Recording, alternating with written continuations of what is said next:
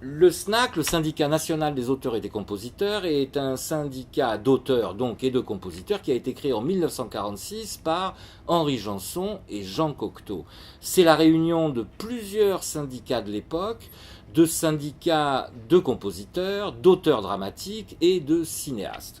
Alors, parmi les personnalités qui ont fait partie du SNAC, on peut citer Jacques Prévert, Georges-Henri Clouzot, Henri Dutilleux. Enfin, il y a beaucoup de gens, il y a beaucoup de grands auteurs qui sont passés au SNAC et qui ont fait sa réputation par le passé.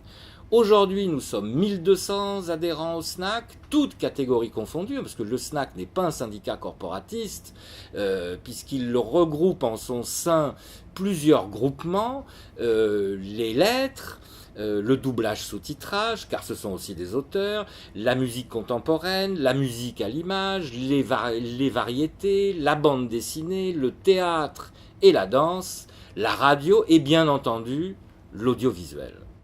Eh bien, jusqu'à présent, ce syndicat est essentiellement un syndicat qui travaille dans le monde institutionnel, qui s'occupe de défendre les intérêts de tous les auteurs au Conseil de l'Europe, à Strasbourg, à Bruxelles, en France, au Sénat, à l'Assemblée nationale, dans les bureaux des ministères, mais qui méritait, nous a-t-il semblé, d'être mieux exposé médiatiquement. Aujourd'hui, à l'initiative du groupement audiovisuel, le SNAC a décidé de se réinviter au Festival de Cannes pour pouvoir y organiser un certain nombre d'événements, donc essentiellement des tables rondes, sur des sujets centraux qui nous paraissent importants, tout groupement confondu. Alors la première table ronde que le SNAC organise à Cannes, c'est liberté d'expression, censure et autocensure, enjeux et réalité. C'est une table ronde que nous co-organisons avec la SRF, la Société des réalisateurs de films. Le CNC y est présent, le SPI, le syndicat des producteurs indépendants, y est présent. L'Observatoire de la liberté de création, bien entendu, aura plus que son mot à dire. Il fera l'arbitrage de nos débats. Et puis je peux vous dire aujourd'hui que nous avons la chance d'avoir un invité surprise en la personne d'Yves Boisset qui nous rejoint pour ce débat.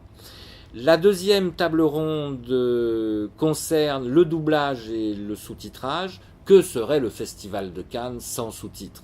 Donc là, c'est notre groupement doublage et sous-titrage qui est à l'initiative de cette table ronde et le rejoignent l'APTA, l'Association des traducteurs adaptateurs de l'audiovisuel, et l'ASIF, Anglo Subtitler in France, excusez-moi pour mon anglais. La troisième table ronde, c'est la convention initiale entre auteurs. La convention initiale entre auteurs est un nouvel outil que le groupement audiovisuel du SNAC a décidé de mettre à disposition de tous les auteurs pour harmoniser leurs relations en absence de producteurs.